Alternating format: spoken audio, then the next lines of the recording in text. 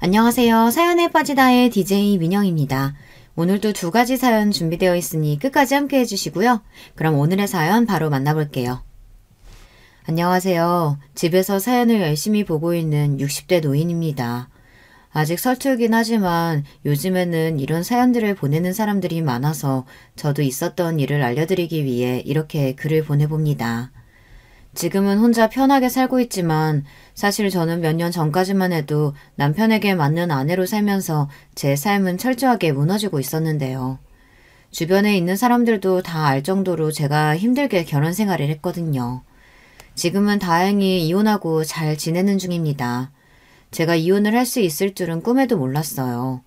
그 지옥에서 빠져나올 수 있을지 몰랐거든요. 이렇게 자유롭게 살기까지는 며느리들의 역할이 중요했다고 볼 수 있어요. 오늘은 그동안의 제 이야기를 한번 들려드릴까 합니다. 저는 20대 초반에 동네 어르신의 주선으로 지금의 남편을 만나게 되었는데요. 사실 저는 결혼 생각이 있던 상태가 아니었기 때문에 딱히 가깝게 지낼 생각이 없었어요. 미수가 진짜 괜찮은 남자라니까? 내가 장담해. 성실하고 키 크고 잘생기고 이만한 남편감이 없단 말이야. 아니에요. 저 지금 일도 계속 해야 되고 아직 누구 만날 생각 없어서요. 말씀 감사해요. 아유, 정말 아까워서 그러는데 너도 이제 청춘이고 연애도 좀 하고 짝 만나서 시집 가야지. 나중에 진짜 만나고 싶으면 제가 다시 말씀드릴게요. 거부의 의사를 표했지만 그 다음날 남편을 데려와 저에게 인사시키고는 그냥 친구 사이로 지내보라며 이야기를 하셨어요. 저도 처음에는 친구 같은 느낌으로 인사만 하고 지냈는데 갈수록 저를 좋다고 따라다니는 남편을 보니 생각이 조금씩 달라지더라고요. 열정적으로 일하고 다정한 모습에 반해서 만나게 되었는데요. 어려서부터 연애 경험이 많지 않았기 때문에 어떻게 남자를 봐야 할지도 모르고 처음에는 저를 좋다고 따라다니는 게 부담스러웠어요. 하지만 갈수록 안 보이면 보고 싶기도 하고 궁금해지는 마음이 생겨 저도 모르게 끌렸던 것 같아요. 매일매일 저를 집에 데려다주고 또 혹시라도 상처받지는 않을까 말조차 조심했던 사람인데요. 그래서 저도 마음을 열게 되고 자연스럽게 만나다 결혼까지 하게 되었던 것이죠. 미순 씨, 좋아요. 앞으로 제가 더 행복하게 해줄게요. 저와 결혼해줘요. 하지만 전 아직 나이도 어리고 이 결혼에 대해 생각해 본 적이 없는걸요. 몸만 와요. 다른 건 다 필요 없어요. 저와 평생 함께 해주세요. 제가 더 잘할게요. 정말 저밖에 없어요? 앞으로 어떻게 잘해줄 건데요? 죽으라고 하면 죽는 시용도 할 수 있어요. 그게 뭐예요. 웃겨 정말. 처음에는 다정한 남편을 둔 덕분에 결혼을 잘했다고 생각하고 있었지만 제 인생이 암울했던 시기를 살펴보면 아무래도 결혼하고 난 뒤에 남편이 달라지기 시작했을 때라고 이야기할 수 있는데요. 초반에는 남편을 이해할 수 없었어요. 왜냐하면 연애 때만 해도 남편이 폭력적인 면을 보인다든지 저에게 욕을 한다든지 그런 건 전혀 없었거든요. 그러니까 더 이해가 가지 않았고 결혼하고 난 뒤에는 정말 제가 알던 사람이 맞는지 의문이 들 정도로 정말 이해가 안 되는 부분이었어요. 1년 차까지는 신혼생활을 즐기면서 즐겁게 보냈는데 이상하게 아들을 낳고 나서는 저에게 다른 남자랑 바람피는 게 아니냐며 울부증이 심해지더라고요. 본인을 닮지 않았다고 하면서 저를 계속 압박하고 욕을 하며 저에게 상처 주는 일도 끊이질 않았어요. 어딜 가나 남편을 쏙 빼닮았다고 이야기를 듣는데 저로서는 이해할 수 없었죠. 그래서 항상 당신 아들이라고 얘기해도 그걸 어떻게 믿냐며 이야기하네요. 그 당시에는 친자검사라도 해보라고 했지만 본인이 굳이 왜 그런 걸 해야 하냐면서 거부하였는데요. 제가 지금 와서 생각해보면 그냥 트집을 잡고 싶었던 걸로밖에 안 보이네요. 이런 부분을 초반에 시부모님께도 말씀을 드려봤는데요. 친정 부모님도 마찬가지지만 다 반응이 제가 잘못한 부분이 있어서 그럴 것이라는 얘기들이라 저는 결국 남편뿐만 아니라 부모님들에게도 심리적으로 가스라이팅을 당한 것과 다름이 없었어요. 어머니, 저 정말 이대로는 못 살 것 같아요. 하루가 멀다 하고 저한테 윽박 지르는 건 물론 일도 안 하면서 저한테 계속 돈만 달라고 요구해요. 힘들다고 하면 도와주지는 못할 망정 지금 시애미한테 와서 이르는 거냐? 네가 못하니까 태영이도 너한테 그렇게 대하는 거고 네 행동에 대해서 돌아보기나 했어? 어머니 정말 너무하세요. 결혼 초반에는 이런 일도 전혀 없었고 제가 잘못한 부분은 더더욱 없었는데 폭력성을 보인다는 게 제가 잘못한 일인가요? 남편이 잘못한 거죠. 어디다 대고 꼬박꼬박 말 대꾸하고 있어? 더 이상 해줄 말 없으니까 돌아가. 정 싫으면 너희 둘 다 갈라서든가. 니들 문제는 알아서 해. 직접 어머님을 찾아가서 이야기를 해봤지만 제가 원하는 대답을 들을 수는 없었고 특히 남편에 대한 사과도 없었어요. 그때부터 저의 암울한 생활이 시작되다 보니 자존감도 낮아지고 가스라이팅으로 인해서 뭐가 잘못된 건지 구분조차 제대로 할 수 없는 상태가 되었어요. 저희 친정 어머니께 전화를 드려도 이제 와서 어쩌겠냐는 말뿐이셨고 가부장적인 아버지는 남자들이 제대로 여자를 잡아야 잘 산다는 말을 하셨어요. 그 뒤로 저의 생활은 그저 일과 집 그리고 육아밖에 없었는데요. 여자로서 사랑을 받는다는 건 잊어버린 지 오래였어요. 결혼 생활을 하면서 처음부터 맞았던 건 아니고 초반에는 언어적인 폭력이 더 많았던 것 같은데요. 가스라이팅이 정말 무서운 이유 중 하나가 나중에는 그게 잘못되었다는 걸 모르고 그냥 당하게 되거든요. 지금이야 가족 폭력이라든지 예전보다 법이 강화된 부분들이 있다 보니 신고하면 도움되는 부분도 있겠지만 제 시대 경우에는 단순히 부부싸움으로 보는 게 대부분이었고 종종 제가 참지 못하고 남편을 신고했을 때 오히려 더 큰 화를 부르게 되었어요. 맞는 것은 물론 다시 신고하지 않겠다는 말을 해야 남편은 그제서야 저를 풀어줬어요. 첫째 아들이 마음에 안 든다는 이유로 둘째를 가지게 했고 둘째도 아들이라는 소식을 듣고 저에게는 딸을 낳지도 못한다며 핍박을 주더라고요. 사실 제가 결혼을 했을 때만 해도 아들이 더 우선시되는 시대였기에 오히려 집안 어르신분들은 좋아하셨는데 남편은 갈수록 아들이 본인을 닮지 않는다면서 저한테 다른 놈이랑 잔 거 아니냐며 의심을 하고 힘든 시간을 보내게 했어요. 딸이 있어야 한다면서 셋째까지 가지게 했는데 셋째도 아들이 나오니 어쩜 그렇게 딸을 못 낳느냐고 하더라고요.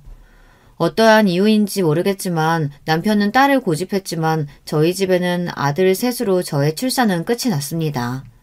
사이가 안 좋은데 왜 아이를 낳느냐고 하실 수도 있지만 저는 남편을 사랑했고 또 매번 저를 욕하고 핍박을 준 게 아니라 또 괜찮을 때는 사이가 좋았거든요. 물론 갈수록 그 이의 폭력성이 더 많아지긴 했지만 아이들을 보고 견딜 수 있었어요. 아이가 있으신 분들은 아시겠지만 아이가 주는 행복은 정말 어떻게 표현할 수가 없잖아요. 미안했던 부분은 아무래도 가정적인 아버지는 아니다 보니 남편을 무서워했고 항상 남편의 기분을 살피면서 눈치를 보는 것을 보니 마음이 안 좋더라고요. 결혼 생활을 하면서 남편은 저에 대한 의심을 계속 놓지 못하고 있었는데요. 제가 다른 사람을 만나는 것 같다면서 아들들에게도 이야기하는 것은 물론 저를 의심하면서 계속 조사를 하듯 질문을 하더라고요. 저는 결백하다 보니 있는 사실을 그대로 말해준 것 뿐인데 처음에는 의심만 하더니 나중에는 제가 일하는 곳까지 찾아와서 남자들이랑 히히덕거린다며 깽판을 친 적도 있어요. 그것 때문에 난감해진 적도 있었고요. 이렇게 가부장적일 줄 알았다면 결혼을 하지 않았을 텐데 피덩이인 아이들을 두고 이혼을 할 수도 없었어요. 남편과 결혼 생활을 하며 행복했던 건 연애 시절과 딱 신혼 1년 차였던 것 같아요. 이후로는 아이를 양육하기도 바쁜데 저를 계속해서 의심하는 남편 때문에 힘들었거든요. 살다 보면 나아지겠지 했던 남편은 갈수록 더 심해졌어요. 아들들과 시간을 보내고 있어도 집으로 돌아온 남편으로 인해 행복한 시간이 그대로 무너지는 경우가 많더라고요. 저번에는 말로만 저를 욕했다면 갈수록 폭력성도 높아지고 첫째가 8살이 되었을 때 처음으로 폭력적인 면이 보였던 것 같아요. 말로만 욕을 듣다 폭력이 가해지니 그때는 정말 아무것도 못하겠더라고요.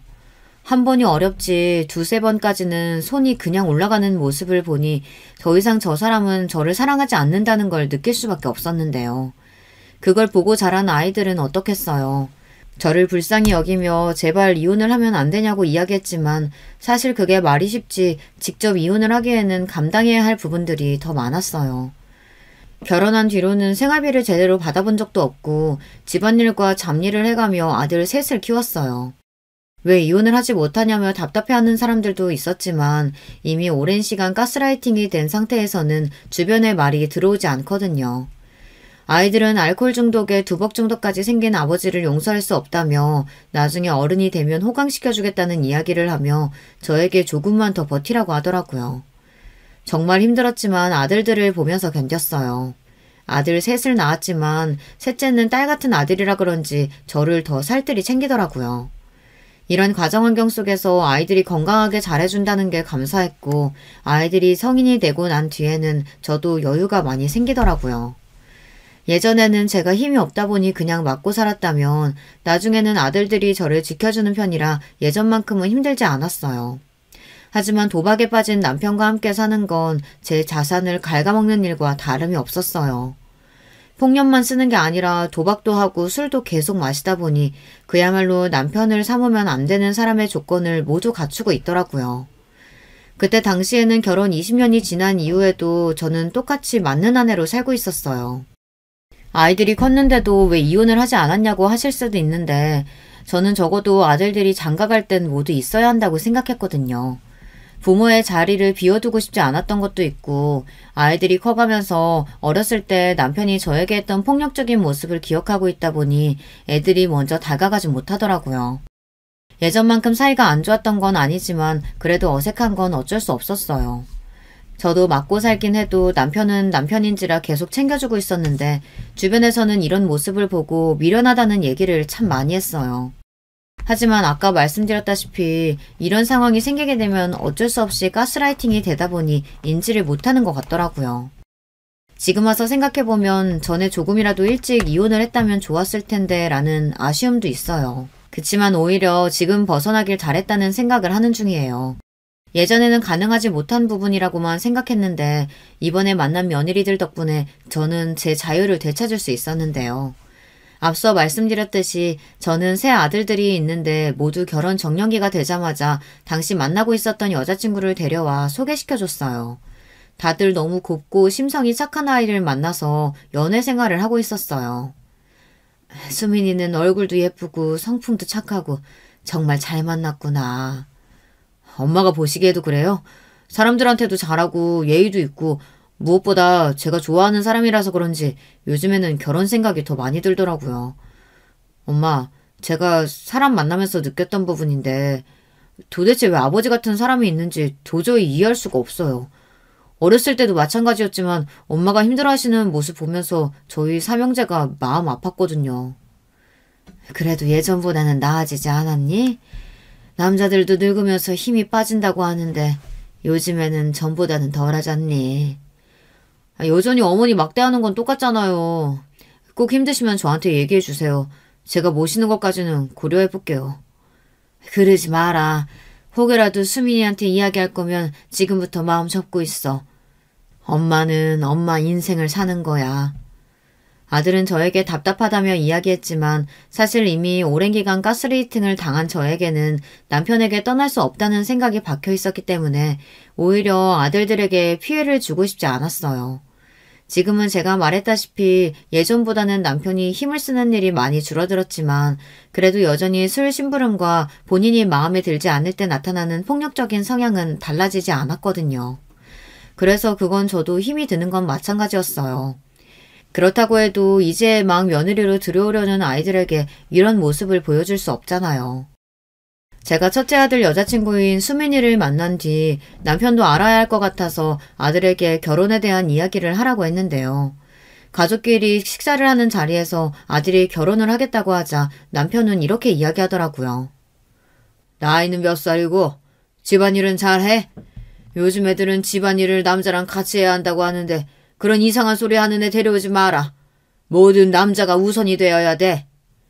아버지, 이제 정신 좀 차리세요. 엄마가 그동안 얼마나 열심히 헌신하며 사셨는데 지금이라도 잘해주시면 안 돼요? 이게 어디다 대고 말대답이야? 지금 내가 뭘 잘못하고 있다는 건데? 나처럼 가정에 충실한 남자가 어디 있냐? 내가 바람을 폈냐 뭘 했냐? 그만해라. 밥상머리에서 이게 무슨 짓이야. 둘 다 그만해요. 네가 뭔데 끼어들어? 넌 빠져있어. 어디 옛날 같았으면 말도 못 붙이려니? 분위기가 안 좋아지자 둘째와 셋째도 가담해서 그만하라는 이야기를 해주더라고요. 다행히 대화가 마무리될 수 있었어요. 그리고 제가 걱정했던 부분 중 하나가 그 전에 수민이가 이런 모습을 보게 된다면 과연 아들 말대로 결혼을 할까 싶더라고요. 걱정이 되긴 했지만 결혼하기 위해서는 먼저 인사를 해야 했기 때문에 수민이가 저희 집에 오는 날에 긴장을 하고 있었어요. 하지만 제가 예상했던 것과는 달리 남편은 정말 다른 태도를 보였는데요. 그런 표정을 지을 수 있는 사람인지 처음 알았어요. 항상 윽박지르면서 저한테 뭐라고 했던 남편이 아닌 친절하고 다정한 남편으로 돌아와 있더라고요. 마치 연애 시절의 남편을 보는 듯한 느낌이라고 해야 할까요? 저도 모르게 굳을 정도로 남편이 저에게 다정하게 이야기하는 것이 정말 적응이 안 됐더라고요. 아, 여보, 음식하느라 고생했어. 이게 다 뭐야? 진수성찬이네. 수민이 온다고 이렇게까지 한 거야? 나는 여보랑 결혼한 게 정말 축복인 것 같아. 이런 맛있는 음식들도 먹고 말이야. 그래? 여보 입맛에 맞으면 다행이네. 수민아, 어서 들어오렴. 아버님이 정말 스윗하시네요. 어머니께 정말 잘하시나 봐요. 어쩜 저렇게 다정하게 말씀을 잘하시지? 태영 씨가 아버님께 많이 배웠는지 저한테도 엄청 스윗하게 잘해주거든요. 아버님 뵈니까 왜 그런지 바로 알겠네요. 하하, 그래? 태영이 놈이? 집에서는 통 말 수가 없어서 걱정이었는데 다행이구만. 많이 먹어라, 수민아. 그날은 첫째 아들도 저도 정말 당황스러웠던 날이었어요. 사실 이렇게까지 분위기를 좋게 만들 줄 몰랐는데 남편이 드디어 정신을 차린 건가 싶더라고요. 처음엔 혼란스러웠지만 그 혼란은 오래가지 못했는데요. 수민이가 집에 가자마자 남편은 음식에 대한 트집을 잡기 시작했어요. 또 태영이에게 수민이 욕을 늘어놓기 시작했죠. 수시로 바뀌는 남편 기분을 맞춰주기도 힘들지만 아무래도 아들의 결혼이 달려있는 문제라 제가 살살 달래가며 이야기를 할 수밖에 없었어요. 아들은 그러지 말라고 했지만 그래도 좋은 상대를 찾았으니 결혼을 했으면 하는 게 부모 마음이잖아요. 아들도 이번 결혼을 놓쳐서는 안 된다고 생각이 들었는지 바로 상견례도 진행을 하게 되었죠. 양가 부모님이 만나는 자리에서는 더 심하게 저에 대한 칭찬을 하며 본인이 좋은 남편이라는 것을 보여주기 식으로 행동을 하더라고요. 이후 상견례를 마친 뒤 결혼식이 진행되었고 식장에 가기 전부터 투덜거리는 남편을 달래느라 바빴습니다. 둘째와 셋째는 취업 이후에 출가를 하게 되었고 그 뒤로는 남편과 생활하며 간혹 폭력적인 모습을 보이긴 했지만 그래도 견딜만 했어요. 사실 저도 나이가 들다 보니까 맞고 사는 거에 있어서 익숙해지기보단 요령이 생겨서 그 상황이 될 것 같을 때 피하게 되었어요. 한 번은 남편에게 맞았을 때 그동안 저의 인생에 대해 한 번 더 돌아보게 되더라고요. 사실 저는 괜찮다고 생각했지만 그런 게 아니었던 것 같아요. 아들들을 위해 살아야 했고 또 남편에게 대들다가 맞는 일이 허다하다 보니 나중에는 대들지도 못하는 상태가 되어버리니 제 스스로 너무 작아진다는 생각이 들더라고요. 며느리들은 하나같이 저에게 너무 잘해주었고 무엇보다 아들들이 저를 더 찾아와서 챙기다 보니 고마운 마음이 더 컸던 것 같아요. 그때까지만 해도 제가 맞고 사는 건 며느리들이 모르고 있었거든요. 하지만 얼마 지나지 않아 며느리들도 시아버지의 실태에 대해 알게 되었어요. 무언가 마음에 들지 않는 일이 있을 때 역시 아들들은 필요가 없다며 집에 찾아오면 윽박을 지르더라고요. 며느리들에게도 처음에는 잘해주다가 나중에는 본색이 드러나기 시작했어요.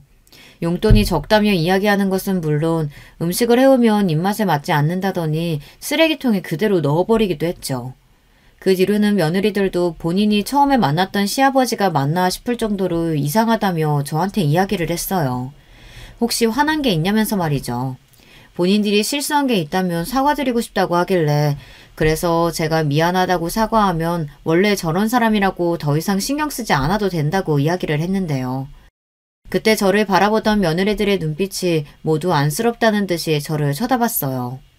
그래서 저는 정말 괜찮다며 제가 제 남편을 챙기는 거라 이야기를 하니 다들 이해가 안 된다는 표정을 하긴 했지만 그냥 고개를 끄덕거릴 뿐이었죠. 그리고 나서 제대로 된 사건이 터지기 시작한 건 몇 달 전부터였는데요. 그날은 유독 남편이 저를 심하게 갈구고 심지어 집안에 있는 물건들을 던지며 저에게 폭력을 행하고 있을 때였어요. 근데 정말 나이가 들면서 제가 이렇게까지 맞고 살아야 하나 그렇게 큰 잘못을 한 건가 싶더라고요. 서러운 마음에 그대로 집을 박차고 나왔습니다. 그게 제가 지금까지 살면서 남편에게 했던 가장 큰 반항 중 하나였어요. 뒤에서 남편이 부르는 소리가 들렸지만 저에게는 이제 인내심이라는 게 없었어요. 더 이상 이렇게 살고 싶지 않았거든요. 하지만 막상 집에서 나와 어디로 가야 할지 몰랐는데 염치 없지만 첫째 아들 집으로 찾아가게 되었어요. 저희 집에서 얼마 걸리지 않아 버스를 타자마자 바로 도착할 수 있었는데 휴대전화를 두고 나와서 집으로 바로 찾아갈 수밖에 없었거든요. 다행히 아들과 며느리는 저를 맞이해 주었고 어쩐 일이냐고 물어보며 얼굴은 왜 그러시냐고 저의 상태를 먼저 살폈어요. 저는 서른 마음에 부끄러운 줄도 모르고 며느리 앞에서 펑펑 울며 이렇게 이야기했습니다. 나는 더 이상 이렇게는 못 살겠다. 네 시아버지가 매일 때리고 돈 달라고 하고 술상만 차려달라고 하는데 날 여자로서 사랑해준 적도 없는 사람과 평생을 함께 할 수는 없을 것 같아서 뛰쳐나왔단다. 어머니, 그게 정말이세요? 그럼 그동안 아버님이 어머님한테 계속 그렇게 해오신 거라고요? 며느리들 앞에서는 철저하게 이미지 관리를 했지만 최근 들어서도 느꼈겠지. 아버지가 예전 같지 않다는 건 말이야. 그 본성이 어디 가겠니? 어머니, 그동안 고생 많으셨어요. 아들 새 키우면서 아버님한테 그렇게 대우 당하시니 도저히 참을 수 없어요. 절대 집에 들어가지 마세요. 저희 집에서 걱정 마시고 당분간 지내세요. 앞으로 어떻게 할지는 제가 동서들하고 이야기해서 말씀드릴게요. 고맙구나. 곧이어 아들과 며느리는 어디에 전화를 하는데 아무래도 남편인 것 같더라고요. 대화 소리를 들어보니까 다시는 어머니를 볼 생각하지 말라는 아들의 목소리가 들렸어요. 그동안 저도 많이 참았다고 생각해요. 아들 다 키워놓고 장가까지 보내고 60이 넘은 나이에도 이런 생활을 할 수가 없잖아요. 그 다음날 아들들이 모두 며느리와 모여 제 문제에 대해 대화를 나누기 시작했어요. 사실 저는 이렇게까지 할 생각은 없었는데 생각해보면 저는 모아둔 자산도 없었고 무엇보다 남편이 그동안 날린 자금 때문에 어디를 가야 할지 막막하긴 했던 것 같아요. 첫째 아들 집이 가까워서 오긴 했지만 합가해서 사는 것은 미안해서 그렇게는 못하겠더라고요. 새 아들들과 며느리들이 모여서 저한테 이런 이야기를 해주었는데요. 걱정하는 저를 위해서 저는 가장 행복해야 하는 사람이라고 하며 안아주더라고요. 그리고 며느리에게 이야기를 들었는데 이미 예전부터 제 팔뚝에 있던 멍을 보고 이상하다고 생각을 했다고 해요. 혹시나 하는 마음에 아들에게 물어봤다고 하는데요. 여보, 어머님 팔뚝에 있는 멍 봤어? 전보다 더 심해지시던데. 당신에겐 일부러 말 안 했는데 어머니가 예전부터 아버지한테 맞고 사셨어. 당신 그 말이 사실이야? 그럼 우리가 모셔야지. 어떻게 아버님이랑 어머님을 둘이 둘 생각을 해. 나도 당연히 엄마한테 얘기해봤지. 근데 오히려 너한테 얘기하지 말라잖아. 나도 그래서 더 자주 어머님 아버님 잘 찾아뵈려는 거고 엄마도 생각이 있으니까 그런 거 아닐까 싶어서 두고 있는데 나도 다 생각이 있으니까 걱정하지 마. 그리고 그 뒤에 수민이에게 저희 집에 설치된 홈캠 여부에 대해서 알려주고 그때부터 저를 남편으로부터 떨어뜨려 놓기 위해 준비를 했다더라고요. 그 말을 듣고 어찌나 눈물이 나던지 그동안에 제가 힘들었던 부분들을 보답받는 기분이었어요. 앞으로는 아버지에게 주던 용돈을 저에게 모두 주겠다고 이야기를 하더라고요. 알고 보니까 남편이 그동안 아들들에게 용돈을 따로 받고 있었다는 것을 알게 되었어요. 본인이 제 용돈을 건들지 않겠다는 이유로 말이죠. 하지만 남편은 제 용돈까지 가져가고 쓰고 있었기 때문에 그 이야기를 해주니 아들들은 기가 차다는 듯이 이야기를 해주더라고요. 엄마, 그럼 그동안 보내드린 용돈은 하나도 못 받으신 거예요? 그렇지. 엄마가 그냥 간간히 나가서 벌었던 돈으로만 생활했단다. 저희가 매달 보내드린 돈만 해도 두 분이서 충분히 일 안 하고 생활하실 수 있으실 텐데 제가 미리 챙겨드렸어야 했는데 죄송해요. 이제 본인들은 아버지가 없는 것처럼 살겠다고 말을 하는데 사실 제가 남편을 싫어하긴 하지만 자식들한테 그렇게 버림받는 건 원치 않고 있었거든요. 하지만 반대로 생각해보면 본인의 아들이 아닌 것 같다면서 어렸을 때부터 핍박을 주던 아버지가 아들들에게 좋은 이미지를 남겼을 거라는 생각을 하지 않았기 때문에 그 말을 수용할 수 있었어요. 얼마 지나지 않아 남편은 아들들의 집을 찾아왔고 제가 없는 것을 보고 그대로 돌아갔다고 해요. 아들에게는 어디 있는지 이야기하지 않으면 본인이 못 찾을 것 같냐며 호통을 쳤다고 하더라고요. 저는 며느리들이 구해준 집으로 가 있었기 때문에 마주칠 일은 다행히 없었어요. 그리고 며느리들이 저를 위해 남편을 위한 복수를 같이 해주는데요. 일단 저도 모르고 있었는데 첫째 아들이 저희 집에 홈캠을 설치해 두어서 아버지의 폭력을 그대로 담은 영상들이 남아 있었어요. 요즘에는 폭력에 대해서 처벌이 많이 세졌기 때문에 이걸 가지고 고소를 하면 되겠다고 이야기를 해주더라고요. 고소라고 이야기를 하니 사실 제가 이전에도 얘기했듯이 생각을 안 해본 것도 아니고 이미 시도를 해봤다고 이야기를 했거든요. 아들들은 지금 시대와 그때가 확연히 다르다면서 이제라도 어머니 인생을 찾았으면 좋겠다고 말을 해줬어요. 아들과 며느리들이 이렇게 나서서 저에게 기회를 주는데 이 기회를 놓치고 싶지 않더라고요. 평소 같았으면 남편에게 다시 돌아가고도 남을 시간이었겠지만 저는 제 생활을 즐기면서 사는 것이 어떤 것인지 느낄 수 있었어요. 편하게 쇼핑도 하고 가고 싶은 장소도 가고 사진도 찍는 등 제가 원하는 노후 생활을 즐길 수 있었는데요. 한 번은 며느리가 저를 불러서 백화점에 데리고 가더라고요. 그렇게 삐까뻔쩍한 건물들은 처음 봐서 쭈뼛거리고 있는데 며느리가 저를 데리고 쇼핑몰에 들어가더니 가방부터 시작해서 옷들을 사주기 시작했어요. 부담스러운 마음에 며느리에게 이렇게까지 안 해줘도 된다고 이야기하니 그동안 시간을 보상받는다고 생각하라고 하더라고요. 저는 정말 오랜만에 남편 없는 생활을 즐기며 제 인생이 이런 거구나 라는 것을 느끼며 하고 싶었던 것들을 다 할 수 있었어요. 사실 남편과 살면서 그동안 억압당해 있던 제 삶이 제가 감당해야 할 부분이라고만 생각을 해왔었기 때문에 제가 이렇게 살게 될 줄은 전혀 몰랐어요. 꿈을 꾸고 있는 건가 싶을 정도로 정말 좋더라고요. 아들들이 더 이상 아버지에 대해 신경 쓰지 말라면서 저에게 연락 올 일이 없도록 핸드폰도 새로 만들어 주었는데요. 하지만 어떻게 알게 된 것인지 남편은 곧이어 제가 새로 산 휴대전화로 전화를 걸어왔어요. 여보세요? 당신이 휴대전화 바꾸면 내가 모를 줄 알아? 어디야 도대체? 알아서 뭐 하려고 그래. 나 이제 당신이랑 같이 살 일 없어. 이만하면 됐어. 지금 돌아오면 아무렇지 않게 받아줄 테니까 바로 집으로 와. 아니, 이제서야 내 인생 찾았는데 내가 내 발로 왜 그 집에 다시 들어가? 앞으로 당신 볼 일 없고 같이 살 일 없으니까 연락하지 마. 당신이 그러고도 사람이야? 남편이 밥은 잘 먹는지 궁금하지도 않아? 아주 본인 생각만 하는구만. 본인 생각만 하는 건 당신이지. 허구한 날 술 먹고 날 때리는 것도 모자라서 아들들도 괴롭히고 이제 며느리들까지 무시하면서 아예 가족들을 본인 밑으로 생각하고 있잖아. 내가 얼마나 뭐라고 했다고 그래. 아니, 그런 말도 못 들을 거면 사회생활은 어떻게 할 거야? 내 탓하지 마. 잘못한 게 있으니까 그런 얘기 듣는 거지.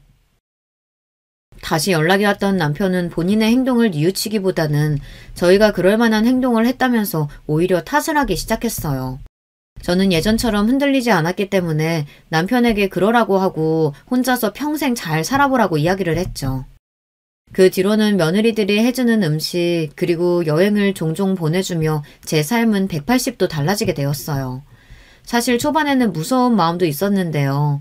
남편이 절 다시 찾아오지 않을까 싶었는데 다행히 그런 건 없더라고요. 그리고 아들들은 드디어 제가 인생을 다시 되찾았다면서 앞으로는 돈 걱정 없이 행복하게 살자는 이야기를 해주었어요. 곧이어 본인들이 가지고 있었던 건물 중 작은 빌라를 저에게 하나 주었는데요. 엄마, 앞으로 세 받으시면서 노후 즐기세요. 어차피 따로 관리 맡기려고 했던 건물이고 크지 않아요. 딱 엄마가 관리하시기 좋으실 거예요. 어머, 그렇게까지 안 해도 된단다. 지금 용돈으로도 충분해. 엄마, 형이 준다고 할 때 받으세요. 나중을 생각하셔야죠. 아버지 때문에 노후도 제대로 준비 못하셨는데 지금이라도 하세요. 하지만 너무 미안한데 부모가 돼서 직접 주지는 못할 망정 받고만 있으니 말이야. 수민이와 이야기한 부분이에요. 걱정 말고 받으세요, 어머니. 저는 제가 이렇게 행복하게 살 줄도 몰랐지만 남편 생각이 이렇게 안 날 줄은 몰랐어요. 항상 가스라이팅을 당한 상태여서 모든 남편 걱정뿐이었거든요. 직접 이렇게 살아보니까 세상이 얼마나 좋은지 제가 그동안 해보고 싶었던 모든 것들을 하며 잘 살고 있는 중이에요. 제 인생에 남편이 없는 날을 생각하게 될 줄은 몰랐는데 살아보니 그동안 우물 안의 개구리였구나 싶어요. 그리고 이번에 아들들이 준비한 고소자료를 토대로 남편을 가정폭력으로 경찰에 접수했는데요. 제가 그동안 그렇게 살아온 것에 대한 보상은 철저하게 받아야 된다고 하며 저를 위해 며느리와 아들들이 굉장히 노력을 했더라고요. 한편으로는 너무 고맙기도 하고 또 저도 남편과 살았던 기간이 있다 보니 짠하기도 했는데요. 제가 무너지려고 할 때마다 아들들은 저에게 걱정하지 말라며 오히려 저를 다독여줬어요. 다시는 그때로 돌아가지 않아야 한다면서 말이죠. 그래서 저도 적극적으로 고소를 하기로 한 뒤 조사를 받으면서 지냈는데요. 그때 남편을 보게 되었어요. 남편은 아무리 미워한다고 하지만 제가 사랑하던 사람이었기 때문에 처음에 경찰서에서 만난 모습을 보고 저도 모르게 눈물이 왈칵 쏟아질 수밖에 없었어요.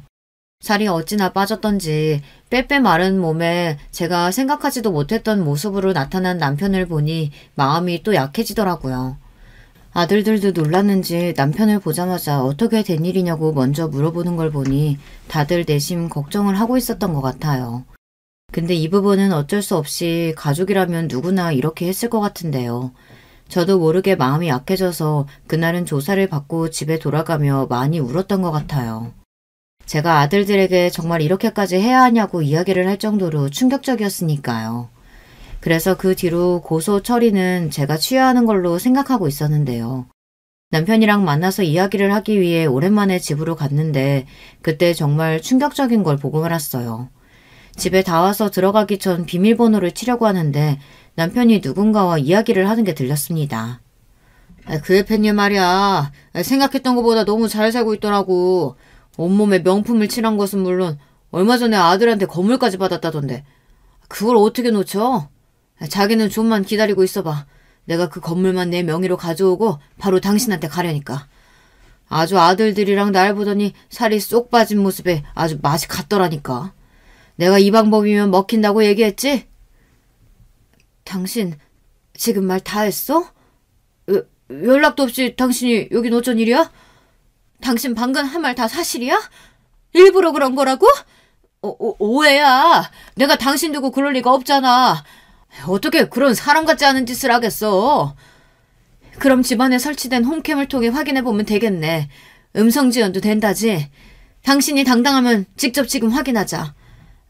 아니 그게 아니라 당신 진정하고 내 말 좀 들어봐. 오해라니까?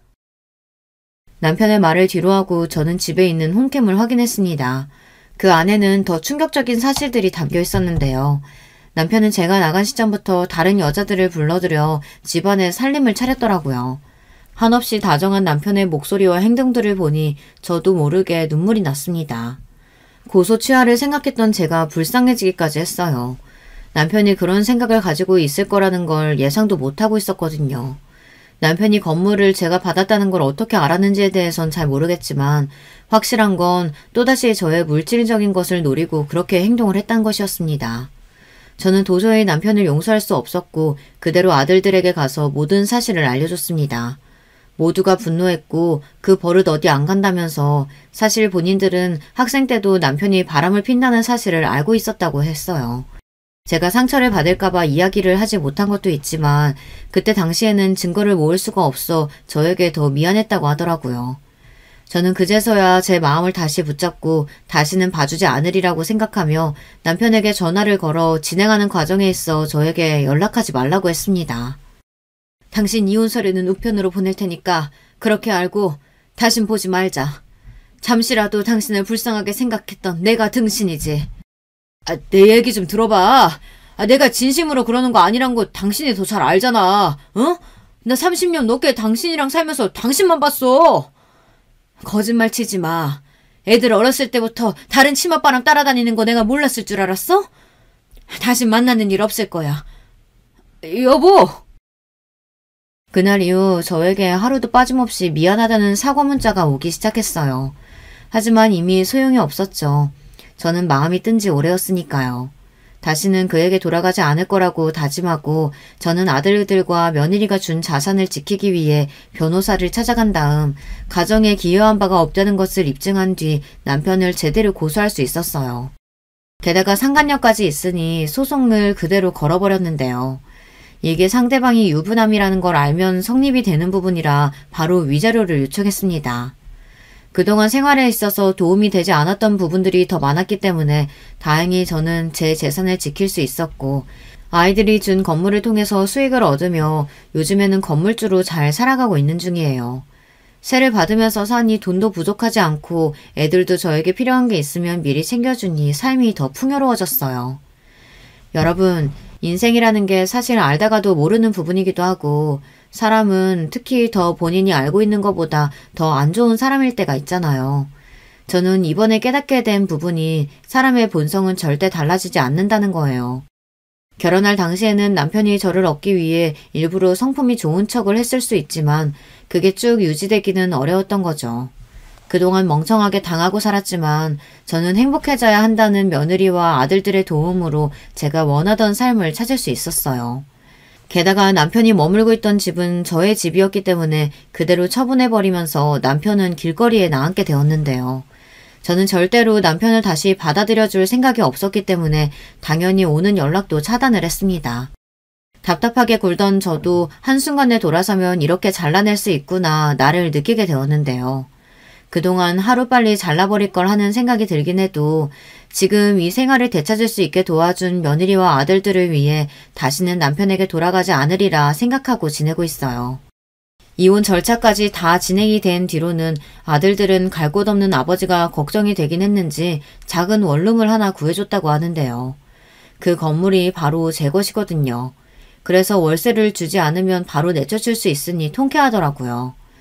이 사실을 알게 된 남편은 더욱 분노하며 저에게 달려들었어요. 하지만 아들들이 바로 제지했고 이 정도 시세로 들어갈 집이 없었던 남편은 제 세입자가 되었습니다. 제 인생을 되찾고 난 뒤에는 삶이 더 즐거워지고 주변에서도 많이 밝아졌다는 이야기를 듣고 있는데요. 그동안 만나지 못했었던 지인들을 만나면서 제가 있었던 일들을 전해주면 다들 미리 알아주지 못해 미안하다는 말뿐이었어요. 이렇게 사니 정말 좋은데 그동안 내 청춘을 모두 낭비한 것 같아서 슬퍼. 그래도 지금 이 순간에 감사하며 살려고 노력 중이야. 얘, 네 남편 사람들 앞에서는 엄청 사랑꾼이잖아. 그런 사람이 폭력을? 사람 진짜 모르는 일이다. 이래서 겉모습만 보고 판단하면 안 된다고 하는 것 같아. 맞아. 나도 내가 그러고 살 줄 누가 알았겠어. 게다가 가스라이팅까지 벗어나지 못했다면 나는 맞아 죽었을지도 몰라. 그래도 며느리랑 든든한 아들들이 있으니 앞으로는 승승장구하면서 잘 살아. 에휴, 정말 다행이다. 단 1, 2년 사이에 저의 인생은 180도 달라졌어요. 제 인생을 다시 되찾으면서 그동안 여행을 못 가본 곳은 거의 다 가본 것 같아요. 홍콩과 마카오부터 시작해서 여기저기 다니다 보니 보는 눈도 생기고 얼마 전에는 남자친구까지 생겼어요. 제가 알기로는 남편은 그날 이후로 따로 본 적은 없었는데요. 세입자로 월세를 꾸벅꾸벅 주는 것은 물론 저에게 줘야 하는 위자료까지 주다 보니 매일 일을 하고 있다는 얘기가 들려왔어요. 자업자득이라는 말이 떠오르기도 하는데요. 남편에게 맞고 살았던 저를 구원해준 며느리들에게 고맙고 또 한편으로는 아들들도 저를 위해서 그동안 애써줬는데 너무 외면만 하지 않았었나 하는 생각이 들기도 했어요. 항상 아들들이 이혼해라 신고해라 하면 무서워서 도망치던 제가 생각이 나는데요. 평상시 저는 그런 소극적인 성격이었기 때문에 아직까지도 지금 이 상황이 꿈만 같게 느껴지기도 해요. 초반에 처음 맞았을 때 바로 이혼을 했다면 지금 저는 어떤 인생을 살고 있을까요? 지금에서야 이런 생각을 해봤자 달라지는 것은 없지만 다행인 건 지금이라도 바뀌었다는 거예요. 아마도 남편은 저의 이런 행동들을 예상하지는 못했을 거예요. 항상 맞으면 피하고 숨어있고 또 남편을 겁내하는 모습을 보며 어찌나 즐거웠을까요? 지금은 돌아가셨지만 시부모님도 정말 원망할 때가 많았어요. 맞았다고 하면 본인의 아들 편을 들며 항상 제가 잘못했다고 이야기를 하셨거든요. 그렇다 보니 저도 모르게 더 이상 어른들에게 이야기하지 않고 혼자 끙끙거렸었는데 든든한 아들들 덕분에 이렇게 또 다른 삶을 살게 되네요. 얼마 전에는 손주들까지 생기면서 그야말로 행복한 생활을 하고 있는데요. 친구들도 이제 제 얼굴에는 귀티가 난다면서 사람이 어쩜 그렇게 달라질 수 있냐며 놀라기도 해요. 앞으로 저는 저에게 잘하는 사람에겐 잘하겠지만 저를 무시하고 낮게 여기던 사람들에게는 더 이상 호의를 베풀지 않기로 했어요. 그건 지금의 전 남편도 마찬가지인데요. 월세가 밀리는 순간부터 계속해서 연락해서 돈을 받아내고 있거든요. 남편은 그 건물이 제 것이 될 줄 몰랐겠죠. 아마 알았다면 좋아요. 이혼하지 않았을 것이고 이 건물이 남편에게 넘어갔을 때 저는 더 처참한 삶을 살고 있을지 모른다는 생각이 드네요. 얼마 전에는 셋째가 저를 찾아와서 같이 여행을 떠난 적도 있는데요. 셋째 아들이 문득 이런 이야기를 하더라고요. 엄마, 제가 생각을 해봤는데 어떻게 보면 이 모든 것들이 현수 덕분에 가능했던 일 아니었을까요? 그게 무슨 말이야? 네 형수들이 많이 도와주긴 했지만 형들도 날 적극적으로 도와줬는데 뭐 또 다른 걸 한 거 있니? 엄마가 가스라이팅 당한 것처럼 우리도 아빠한테 잡혀 살다 보니 이성적으로 생각하지 못할 때가 있었거든. 그럴 때마다 형수가 우리를 엄청 잡았어. 그게 정말이야? 네 형수들이? 엄마는 그렇게 살면 안 된다면서 본인들이 나서서 우릴 도와준 거야. 그리고 그 건물 형 거 아니고 형수 거래. 몰랐는데 형수가 엄청나게 성공한 사람이더라. 둘째, 셋째 형수도 장난 아니야. 그중에서 첫째 형수님이 가장 대단하시더라고. 저는 수민이가 한 번도 금수저라는 걸 생각해 본 적이 없었어요. 단지 열심히 일을 해서 번 돈으로 저에게 그렇게 선물을 해주는 거라고만 이야기를 했거든요. 셋째 아들의 이야기를 들어보니 왜 저에게 그렇게까지 했을 거라는 생각이 들더라고요. 그래서 직접 수민이에게 연락해서 물어봤어요. 수민아, 잘 지내고 있니? 아기는 잘 크고 있고? 네, 어머님. 어쩐 일이세요? 요즘 엄청 칭얼대요. 어머님은 어떻게 아들을 셋이나 키우셨어요? 너무 힘드네요. 다른 건 아니고 셋째한테 들었는데 그 건물 원래 네 거라며. 그렇게 큰 걸 나한테 줘도 되는 거야? 당연하죠. 어머님은 저의 생명의 은인이신걸요? 생명의 은인이라니? 내가? 어머님은 왠지 기억 못하실 것 같더라고요. 왜 20년 전에 슈퍼 앞에 있던 꼬마 기억하세요? 저는 수민이가 한 말을 이해할 수 없었지만 슈퍼 앞에 꼬마를 기억하냐는 말에 바로 단 한 사람이 떠오르게 되었는데요. 그 친구는 제가 장을 보러 갔을 때 가족들을 잃고 서 있던 아이였거든요. 그래서 이상하다 싶어서 제가 가족들을 찾아준 적이 있었어요. 하지만 그때 이상한 점을 하나 발견해서 그 친구 진짜 부모님을 찾아줬거든요. 제가 이상하다고 느꼈던 점 중 하나가 아이를 경찰서에 데려다 주려고 하는데 다른 남녀가 와서 이 아이는 본인의 딸이라고 이야기를 하더라고요. 제 딸이니 갈 길 가시고 애 이리 주세요. 애가 무슨 물건이에요? 그리고 왜 아빠라면서 이름도 몰라요? 아빠 아니에요. 무서워. 엄마 아빠한테 가고 싶어요. 애가 아니라잖아. 당신 손 놔요. 경찰 부르기 전에. 알고 보니까 수민이는 그때 당시 납치범들에게 도망을 치다 길을 잃은 상태였고 제가 도와준 것이었어요. 그때 아마 부모님들께서도 아이를 찾기 위해 전단지부터 시작해서 안 해본 게 없을 정도로 밤낮으로 돌아다니셨다고 해요. 제가 수민이를 만났을 땐 이미 두 분 다 돌아가신 상태여서 아마 제가 못 알아봤던 것 같아요. 수민이도 많이 크기도 했고 일부러 얘기를 안 했다더라고요. 어쩜 이런 인연이 있을까 싶을 정도로 신기하기도 하고 저에게 은혜를 갚은 것이라고 하면서 부담스러워하지 말고 생명의 은인이니 앞으로도 엄마로 모시면서 살겠다고 이야기하는 수민이의 말에 저도 모르게 눈물이 났던 것 같아요.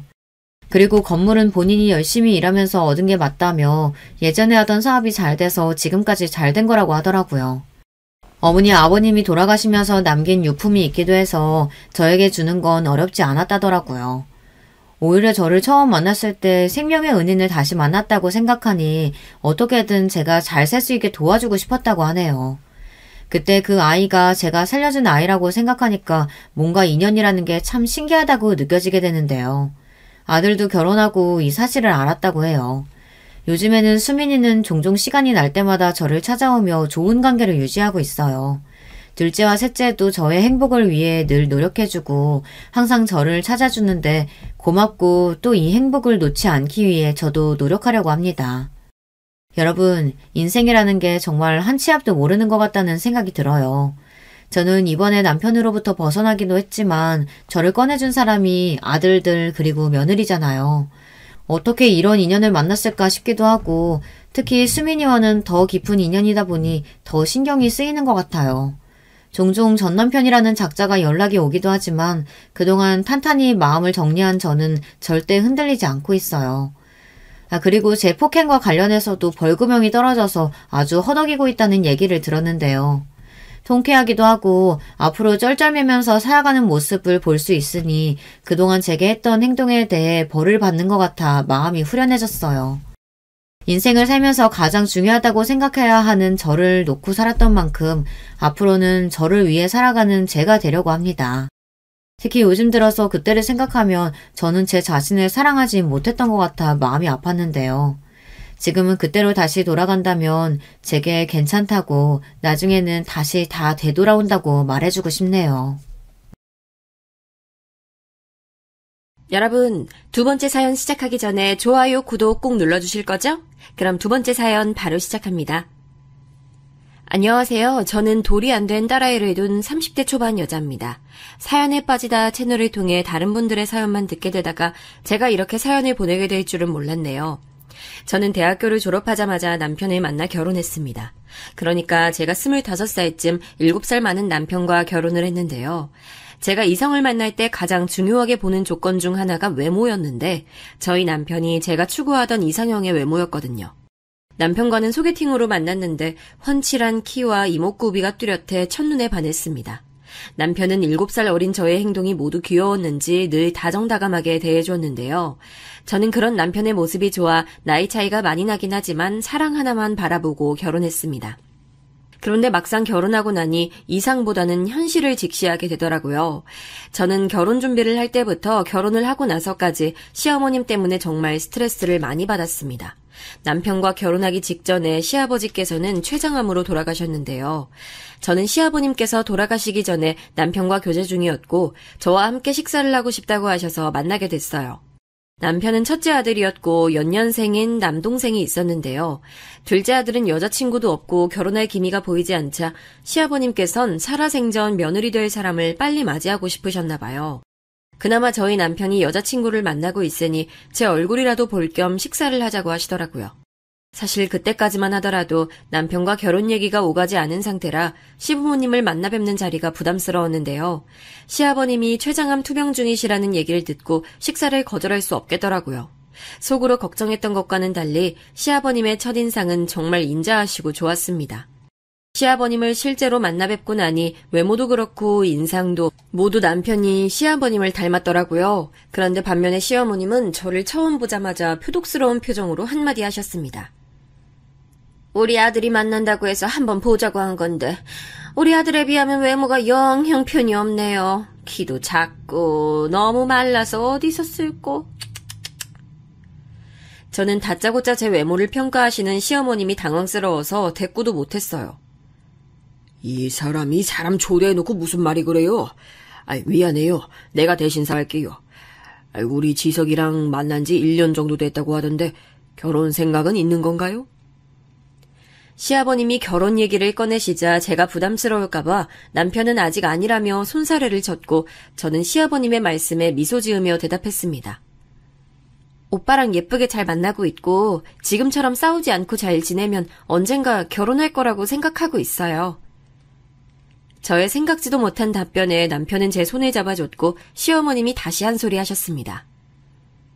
우리 지석이는 결혼할 생각이 없는 것 같은데 아가씨 혼자서 김치국 먹는 거 아닌가 모르겠네. 시어머님 말씀에 기분이 나쁘더라고요. 저의 외모나 첫인상이 시어머님 마음에 안 드셨을 수도 있는데 사람 면전에나 대놓고 저를 싫어하는 티를 팍팍 내셨으니까요. 시아버님은 그런 시어머님의 말씀을 가로채며 제게 얘기하셨습니다.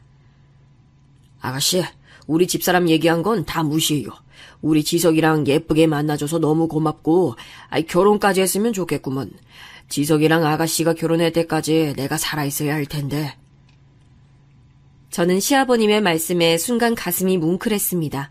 암투병 때문에 언제 돌아가실지 모르는 상황에서 하신 말씀이셨을 텐데 그 와중에도 저를 배려해 주시는 게 느껴졌거든요. 그렇게 시아버님을 식당에서 처음 뵙고 6개월 후에 시아버님은 암이 다른 곳에 전이되어 급작스럽게 돌아가셨습니다. 일찍 결혼을 서둘렀다면 시아버님께서 우리 결혼식을 보실 수 있었겠지만 그 당시까지만 해도 제가 대학교를 졸업하지 않은 상태라 모든 것들이 섣불렀거든요. 시아버님이 돌아가시고 나서 남편과 결혼 얘기가 본격적으로 오갔던 것 같아요. 그리고 상견례를 했을 때 시어머님과의 갈등이 처음 시작된 것 같습니다. 안 그래도 시어머님이 말을 걸러서 하시지 않는 스타일이라서 저는 저희 부모님께 혹시나 말실수를 하시면 어쩌나 걱정을 했는데요. 역시나 우려했던 일이 발생하더라고요. 아시겠지만 저희 박간 양반이 몇 개월 전에 돌아가셔서요. 둘째 아들은 오래전부터 독립해서 혼자서 생활하고 있고 원래부터 제가 우리 첫째 아들하고 같이 살았으니 괜히 따로 돈 들여서 살림 차릴 필요 없이 새아가만 우리 집에 들어와서 살면 될 것 같은데 어떻게 생각하세요?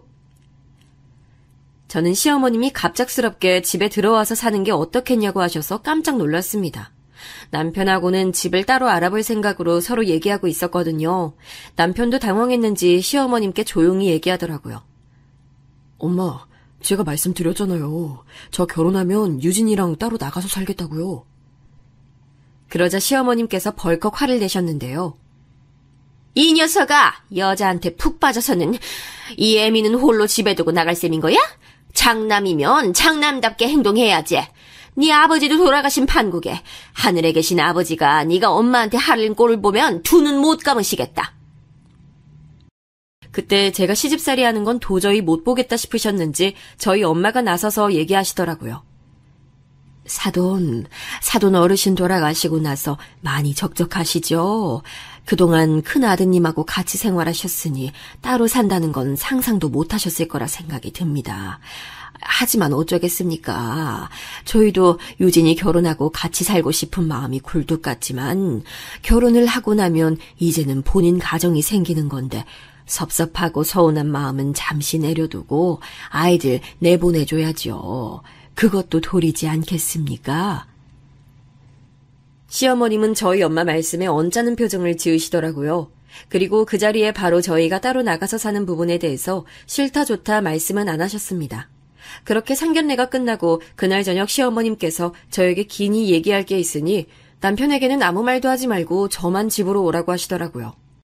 저는 사실 남편도 없이 저 혼자 시어머님을 뵈러 가는 게 부담스러웠습니다. 왠지 저한테 집에 들어와 살라며 설득하시려고 부르시는 것 같았거든요. 남편에게 사실대로 얘기하고 같이 시어머님 댁에 가자고 얘기하려 하다 한편으로는 시어머님이 저에게 남편에게 말하지 말라며 신신당부하셨기 때문에 어쩔 수 없이 저 혼자 그날 저녁에 시어머님을 뵈러 갔습니다. 유진아, 네가 어머님을 닮았더구나. 내가 하는 얘기에 꼬박꼬박 반대되는 말씀만 하시고. 너희 집은 부모님이 모두 살아계시고 우리 집은 나 혼자 있는데 어떻게 상황이 동일한 것처럼 얘기하시는지 원. 너희 부모님 모두 선생님이라고 하시길래 점잖게 봤더니 배우신 양반들이 날 두고 훈계질하는 것도 아니고 내가 그 자리에서 한바탕 엎으려다가 우리 아들 체면 봐서 꾹 참았어. 저는 시어머님께서 저희 부모님에 대해 안 좋게 얘기하시는 것 같아 기분이 나빴습니다. 어머님, 뭔가 오해가 있으셨던 것 같은데요. 저는 이미 오빠랑 나가서 살기로 얘기를 끝냈고 저희 부모님도 그렇게 알고 계셔서 하신 말씀이었어요. 유진이 너 어른 앞에서 버릇없이 말 대꾸 하는 거야? 그래 오냐? 그렇게 우리 아들 데리고 나가 살고 싶으면 나가. 대신 나는 신혼집 구할 때 땡전 한 푼도 도와줄 수 없으니 너네끼리 알아서 신혼집 구해서 살든지 말든지 하고.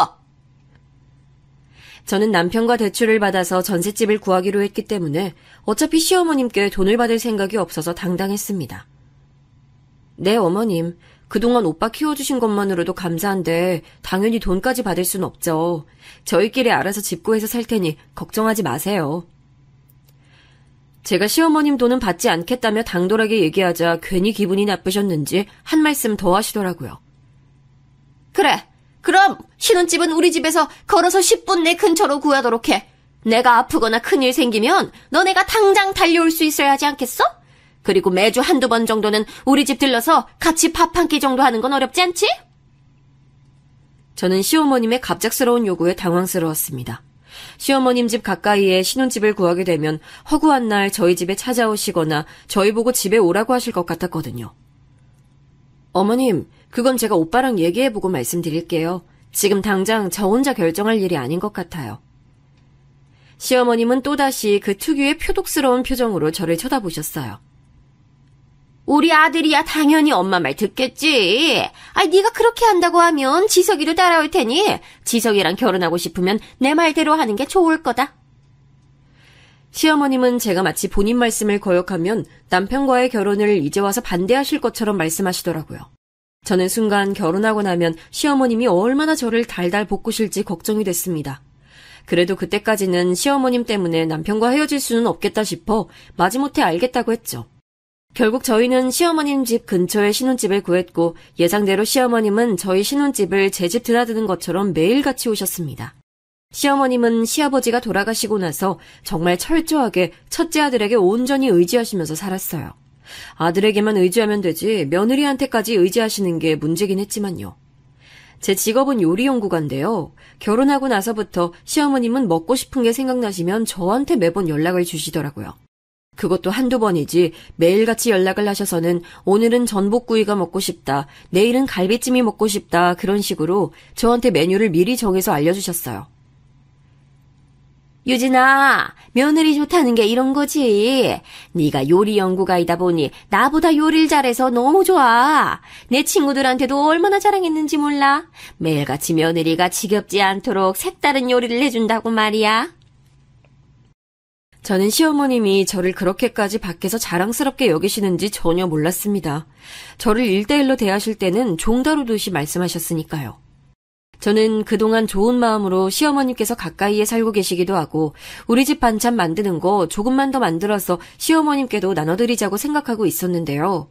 매일같이 요구하시는 음식들이 비싼 재료가 들어가는 것들이라 시어머님 덕분에 저희 집 식비가 꽤 들어가더라고요. 그래서 하루는 저희 남편과 시어머님이 모두 다 같이 식사를 하고 있을 때 시어머님께 용기를 내어 말씀드렸어요. 어머님, 죄송하지만 제가 직업이 요리 연구가이긴 해도 매일같이 새로운 음식을 만들기는 쉽지 않아서요. 저도 다른 집처럼 평범하게 한번 요리를 하면 일주일 동안 같은 반찬을 먹기도 해요. 매일같이 이렇게 어머님께서 드시고 싶은 음식 만들어달라고 요구하시면 저도 힘에 부쳐요. 시어머님은 제 얘기가 끝나자마자 갑자기 울상을 지으시더니 저희 남편을 끌어안으시더라고요. 아이고 지석아, 나 서러워 못 살겠다. 내가 며느리한테 뭘 그리 만들어 달라고 했다고 이렇게까지 시어머니 면박을 주는 거야. 아유, 아들아, 너도 뚫린 입이 있으면 말해봐. 네 어미가 그렇게 잘못한 일인 거야? 시어머님이 금방이라도 우실 것처럼 얘기를 하자 남편은 시어머님 편을 들며 저를 비난했습니다. 여보, 엄마 말씀대로 요리하는 게 뭐 그리 힘들다고 이렇게까지 진지하게 얘기를 해. 엄마 덕분에 나도 다양한 음식 먹어서 좋구먼. 여보 덕분에 우리 외식도 거의 안 하고 항상 집에서 밥 먹잖아. 외식하는 것도 돈이 꽤나 많이 드는데 우리 집은 집에서 식사하면서 식비도 절약하고 있잖아. 저는 남편이 내심 제 편을 들어주길 바랐는데 시어머님 편에 서서 얘기를 하니 많이 섭섭하더라고요. 반면에 시어머님은 첫째 아들이 며느리가 아닌 본인 편에 서서 얘기를 해주니 별게 다 뿌듯하셨나 봐요. 환하게 웃으시면서 제 속을 긁는 이야기를 하시더라고요. 유진이, 너도 지석이가 하는 얘기 들었지? 나만 그런 게 아니라 지석이도 밖에 음식보다 아내가 해준 음식이 더 좋다고 하잖아. 앞으로도 잘 부탁하마. 정말이지 시어머님부터 남편까지 다 같이 합세해서 저한테 뭐라고 하니 저는 그저 그들의 이야기에 수긍할 수밖에 없었습니다. 단지 저만 여전히 시어머님께 음식해서 나르느라 힘에 부치고 스트레스 받을 뿐이었죠. 그리고 시어머님과 갈등이 있었던 또 다른 사건이 있었는데요. 저는 25살에 결혼했지만 30살이 될 때까지 아이가 없었습니다. 아기를 굳이 안 가지려고 한 건 아니었는데 저희 부부에게 임신 소식이 좀처럼 찾아오지 않더라고요. 그래서 고민 끝에 30살이 되자마자 남편과 저는 모두 산부인과에 가서 난임 검사를 받았어요. 그랬더니 결과적으로 남편의 정자수가 평균보다 적어서 자연적인 관계로는 임신을 할 가능성이 낮다고 하더라고요. 남편은 생각지도 못하게 본인 문제로 인해서 그동안 임신이 어려웠다는 걸 알게 되자 많이 낙심했습니다. 저는 남편이 의기소침해질까봐 아무 일 아니라는 식으로 얘기했어요. 오빠, 괜찮아. 인공수정하면 지금보다는 임신할 가능성 높다고 하잖아. 우리 노력해보자. 저희는 그렇게 인공수정을 시도했고 2번째 시도한 끝에 어렵게 임신에 성공했습니다. 그리고 임신기간 내내 입덧이 심해서 아무것도 잘 먹지 못하고 직접 요리하는 건 상상조차 못했어요. 그런데 시어머님께서 매번 반찬을 만들어서 가져다 주던 제가 입덧 때문에 더 이상은 반찬을 못 만들겠다고 하자 한마디 하시더라고요. 우리 지석이가 자궁이 튼튼한 여자를 만났으면 진작에 애 둘 셋은 거뜬하게 낳았을 텐데. 자궁이 약해서 인공수정인가 뭔가까지 해서 임신했으면 괜찮을 것이지. 입덧까지 심한 거 보니 태어날 아기가 드센가 보다. 저는 뱃속에 있는 아기가 듣는 앞에서 드세다는 소리를 하시니 화가 나더라고요. 시어머님은 저 때문에 늘 편하게 드시던 반찬을 못 먹게 됐으니 언짢은 듯 말씀하시는 것 같았습니다. 그때 남편이 저를 대신해 나서서 얘기하더라고요. 엄마, 유진이 때문에 그동안 임신을 못한 게 아니고 병원에서 저 때문에 그런 거래요. 엄마 아들이 정자수가 평균보다 적어서 그동안 자연 임신이 어려웠다고 하니까 유진이 탓으로 돌리지 마세요. 시어머님은 남편의 말에 얼굴이 빨개져 당황하시더니 아무 말씀도 못하셨습니다.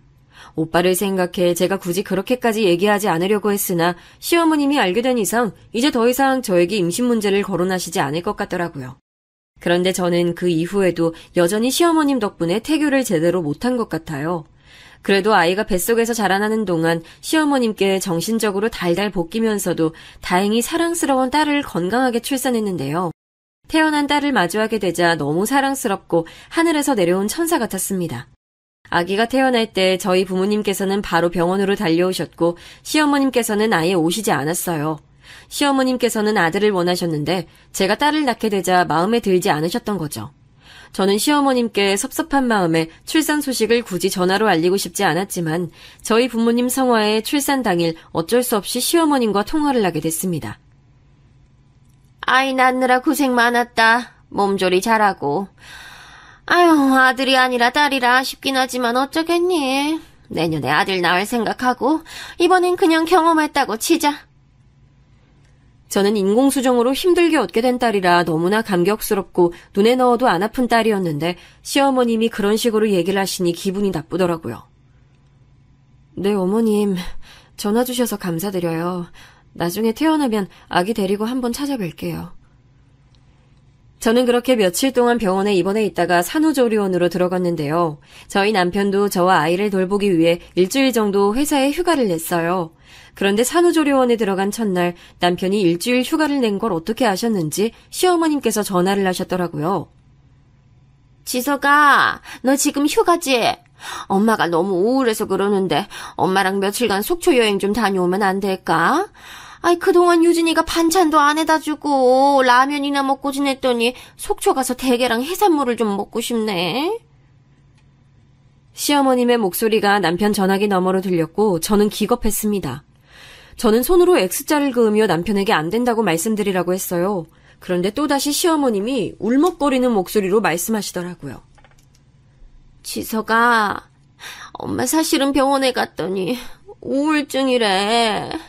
네 아빠 그렇게 보내고 엄마가 얼마나 힘들게 살았는지 알고 있지? 엄마가 계속 집에만 있다간 우울증에 빠져 죽어버릴 것 같아서 그래. 엄마 데리고 여행 좀 가줘라, 아들. 남편은 시어머님의 울먹거리는 목소리에 다시금 마음이 약해졌고 일단 알겠다고 하고 전화를 끊더라고요. 여보, 아무래도 엄마가 지금 많이 힘드신가 본데 나 1박 2일로 엄마 모시고 속초 좀 다녀와도 될까? 여보도 지금은 조리원에 있으니까 혼자서 아기 볼 일도 많지 않고 나 금방 갔다 올 테니까 이해해 줄 수 있지? 저는 남편이 또다시 시어머님의 계략에 넘어가 제가 아닌 시어머님 편에 서는 것 같아 화가 나서 소리쳤습니다. 오빠 지금 제정신이야? 오빠 아기 낳은 아내를 이렇게 혼자 놔두고 어머님 모시고 지금 여행을 다녀오겠다고? 아무나 붙잡고 얘기해봐. 지금 이 상황을 내가 납득할 수 있는 건지? 그리고 저는 남편 앞에서 미친 듯이 울었습니다. 그동안 시어머님한테 당하고만 살았는데 아기를 낳아서까지 환대는 못 받을 망정 제 남편을 빼앗아가는 것 같아 시어머님이 너무나 싫었거든요. 남편은 제가 그렇게까지 소리 지르며 싫어하자 시어머님께 다시 전화를 했고 제가 아기를 낳고 너무 힘들어하여 여행까지는 어렵고 잠시 집에 들르겠다고 하더라고요. 그리고 시어머님은 계획대로 큰아들과 속초 여행을 못 가게 되자 그 이후부터 저를 좀 더 달달 볶기 시작했습니다. 그러다 시어머님과 갈등이 최고조가 된 사건이 있었는데요. 저희 도련님께서 갑작스럽게 결혼할 여자가 있다며 집안에 인사시키러 오겠다고 하는 거예요. 제가 남편을 만나고 나서 지금까지 단 한 번도 여자친구가 없던 도련님인데 결혼할 여자를 데리고 오겠다고 하니 시어머님 입장에서는 경사가 아닐 수 없었습니다. 저희 도련님에 대해서 잠시 소개해드리자면요. 남편과는 1살 차이밖에 나지 않고 성격이 시어머님을 닮아 본인밖에 모르고 이기적이에요. 남편과 나이 차이가 안 나서 그런지 평상시에 형이라고도 잘 안 부르고 야라고 부른답니다. 어쩌다 남편한테 무언가 부탁할 게 있을 때만 형이라고 부르는 것 같아요. 그리고 저희 남편과는 달리 살갑지 못하고 가족들한테도 관심이 전혀 없습니다. 도련님 본인 생활이 더 중요하기 때문에 일찍이 성인이 되고 나서부터 스스로 독립해서 오랫동안 살아왔어요. 이성에 대한 관심이 크게 없어 그동안 이렇다 할 연애도 하지 않고 싱글 라이프를 만끽하고 지내왔답니다. 옛날에 있었던 일인데요. 이 사건으로 전 도련님을 아주 싫어하게 됐습니다. 평범한 회사에서 직장 생활을 하던 도련님이 제가 결혼하고 신혼 2년 차쯤 뜬금없이 주말에 저희 남편에게 할 얘기가 있다며 집으로 가도 되냐고 하는 거예요. 저는 그동안 도련님과 이렇다 할 왕래가 없었기 때문에 갑작스럽게 저희 집에 오신다는 게 당황스러웠습니다. 남편도 도련님이 집까지 찾아온다고 하니 무슨 큰일이 생겼나 싶어 일단 알았다고 하더라고요. 그리고 제가 형제들끼리 대화를 나눌 수 있도록 방으로 자리를 피해줬는데요. 워낙 전셋집이 평수가 작아서 그런지 둘이서 대화하는 게 큰 소리로 들리더라고요. 형, 이런 얘기 어떻게 들릴지 모르겠지만 빙빙 돌려서 얘기하지 않을게. 나 3천만 원만 빌려줘라. 회사 그만두고 친구랑 같이 식당 하나 차리려고 하는데 시중에 가진 돈이 모자라서 나한테 투자한다고 생각하고 빌려줘. 나중에 사업 잘 되면 몇 배로 갚을게. 저는 다짜고짜 돈을 빌려달라는 도련님의 말을 듣고 너무 놀랐어요.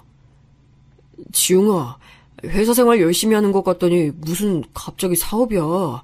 그리고 요리할 줄도 전혀 모르는 애가 식당을 차리겠다니. 말이 되는 소리를 해라. 저희 남편도 도련님의 얘기가 얼토당토하지 않았나 봐요. 내가 요리를 하든 다른 사람이 하든 형이 알 바는 아니고 3천만 원만 빌려줘. 엄마한테 얘기했더니 땡전 한 푼 없으시다고 형한테 빌리래. 저희 부부가 결혼하고 집을 구할 때부터 그동안 모아뒀던 돈을 모두 쏟아부은 걸 아시는 어머님이 도련님한테 그렇게 얘기하셨다니 어이가 없었어요. 그리고 저는 더 이상 방 안에서 듣고만 있을 수 없어 밖으로 나왔습니다. 도련님, 3천만 원이 뚝딱 나오는 것도 아니고 저희 그만한 돈 없어요. 제가 돈이 없다고 거절하자 도련님은 돌연 화를 내기 시작했습니다. 형수님, 갑자기 형이랑 대화하는데 끼어들어서 돈을 빌려줄 수 없다니요. 매너 없이 이게 무슨 짓이에요? 솔직히 돈이 없다는 건 핑계고 신용대출이라도 당겨서 빌려주면 되잖아요. 도련님 말 하나하나가 정말 뻔뻔하게 그지없더라고요. 남편도 더 이상 도련님과 대화가 불가능하다 싶었는지 일단 집으로 돌려보냈는데 그날 저녁에 시어머님께 바로 전화 한 통이 왔습니다. 지서가 지웅이한테 들었다. 형제끼리 어려울 때 돕고 살아야지. 유진이 걔는 지가 뭐라고 형제들 대화하는데 끼어들어서 돈을 못 빌려주겠다고 하는 거야? 미운 게 미운 짓만 골라서 한다고? 아무튼 동생이 어렵게 결심해서 사업을 해보겠다고 하는데 돈 좀 빌려줘라. 하늘에 계신 네 아버지도 그러시길 바라실 거야. 저는 돌아가신 시어머님까지 거론하면서 저희에게 당연한 듯이 돈을 요구하시는 시어머님이 뻔뻔스러웠습니다. 남편이 결혼을 안 했으면 몰라도 이제는 가정을 이룬 사람인데 제 의사와는 상관없이 그렇게 큰 돈을 빌려달라고 하시는데 기분이 안 좋더라고요. 저와 남편은 한참을 고민한 끝에 시어머님의 성화에 못 이겨 결국 신용대출을 받아 도련님께 3천만 원을 빌려줬습니다. 도련님이 사업을 시작하고 금방 갚겠다고 약속해서 바보같이 그 말만 찰떡같이 믿고 있었던 거죠. 그런데 도련님은 결국 식당을 열고 1년도 채 되지 않아 폐업을 했고 지금까지도 3천만 원을 갚지 못하고 있습니다. 이런 상황이니 저는 도련님을 뵐 때마다 3천만 원이 떠오르고 감정이 좋지 않을 수밖에 없는 것 같아요. 그런 도련님이 갑작스럽게 결혼을 한다고 하니 무슨 일인가 싶었죠. 그 내막을 들어보니 사업에 실패하고 다시 새로운 회사에 취업을 했는데 같은 건물에 있던 내과 병원 여선생님에게 첫눈에 반해 매일같이 병원에 찾아갔다는 거예요. 알고 보니 그 여선생님은 도련님보다 2살 많았는데 이미 한 번 결혼한 경험이 있다고 하더라고요. 여선생님 입장에서는 2살 연하인 도련님이 매일같이 병원에 찾아와 호감을 표현하니 나쁘지만은 않았고 재혼까지 결심했다고 하더라고요. 도련님도 그동안 이성에 관심이 없다가 거의 처음으로 마음에 드는 여성을 만났다며 그 여선생님을 놓치기 싫다고 했어요. 시어머님은 한 번 결혼한 적이 있는 며느리를 받아들이는 게 탐탁지 않았지만 의사 며느리라는 점이 좋으셨나 봐요. 그리고 도련님도 이미 혼기를 지난 시점이라 빨리 결혼시켜 보내야겠다는 생각을 하신 것 같습니다. 도련님이 얘기한 대로 결혼하실 분이 시어머님 댁에 인사오기로 한 날이 코앞으로 다가왔습니다. 시어머님은 저한테 2주일 전부터 의사 예비 며느리가 온다며 직접 요리를 하라고 하시더라고요. 사실 저는 막 출산을 해서 산후조리원에 일주일 정도 있다가 집에 온 지 5일밖에 안 된 시점이었습니다. 아직 몸도 제대로 회복되지 않았고 아기도 돌봐야 하는데 저한테 30첩 반상을 차리라고 하시니 해도 해도 너무 하시더라고요. 어머님, 저 출산한 지 얼마 안 된 거 아시잖아요. 그리고 30첩 밥상이라니 저 혼자 그렇게 많은 요리들을 어떻게 다 해요. 저 아기 낳고 손목도 너무 아프고 아기도 돌봐야 하는데 이번엔 죽어도 못할 것 같아요. 저는 도저히 안 되겠다 싶어 시어머님께 단호하게 얘기했습니다. 그런데 시어머님이 제가 예전에 도련님께 사업 자금을 못 빌려드린다고 나서서 얘기했던 게 아직까지 못마땅하셨나 봐요. 너 어차피 예전에 지웅이한테 돈 빌려줄 거였으면 기분 좋게 빌려줄 것이지 여러 사람 마음 불편하게 해서 지웅이도 결국엔 사업까지 망한 거 아니야.